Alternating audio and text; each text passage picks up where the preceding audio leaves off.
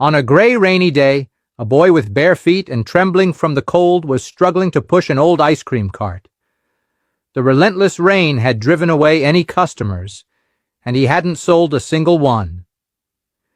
Desperate and soaked, he knocked on the door of a humble wooden house. A young girl, 16 years old, with a kind look, answered. With a choked voice, the boy begged, "Please buy me at least one ice cream so I can have a hot coffee and warm up." The girl turned to her father, who was right behind her, and asked compassionately, "Dad, can we buy this boy an ice cream just to help?"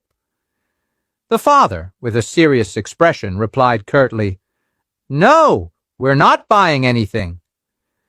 Seeing the disappointment on the faces of the girl and the boy, he added, "We'll do better."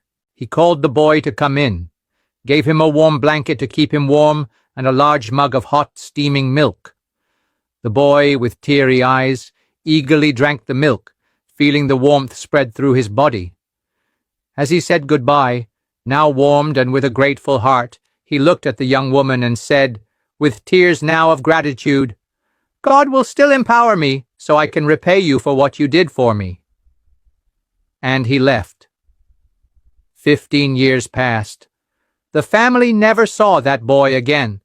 The young woman, now a 31-year-old woman, saw her father fall seriously ill. She hurried him to the hospital. The news was devastating. He needed urgent surgery, very expensive. Anxious, the father told his daughter, "Daughter, the only thing we have is our house. If I have to sell the house to pay for the operation, I'd rather die. This house is all I can leave you." Ali himself, in front of the doctor who was attending to them, he said these words.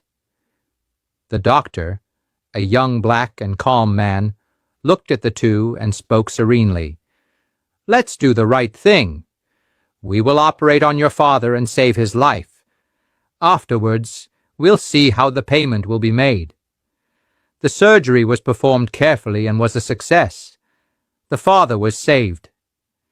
Days later, back at home, the daughter, still worried, asked the doctor during a follow-up visit, "Doctor, and now, how are we going to pay?"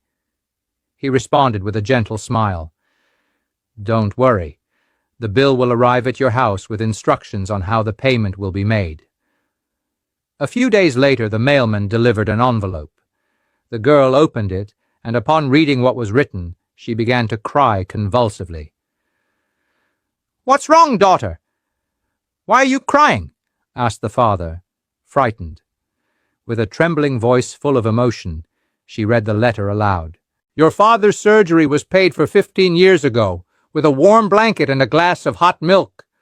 God empowered me to repay that favor, which seemed small to you but made all the difference to me. May God continue to bless your family. The doctor was the same boy from 15 years ago. Never doubt. The universe is governed by laws, and one of them is the law of return. Everything you plant, you will harvest. May God bless you who have compassion for the little ones, who hate injustice, and who pity the needy. God will fill your heart, and you will be happy until the last day of your life." Share this story. The world needs more people like this. Nakasawa veri mukama yakunsonera ng'oli wange nakuwa kalifana n'enyange oluubirizi lwenzona munange omubiri gumwe mwavu gwange kati tuli omuze nono abange tuli musaayi gumu bannange.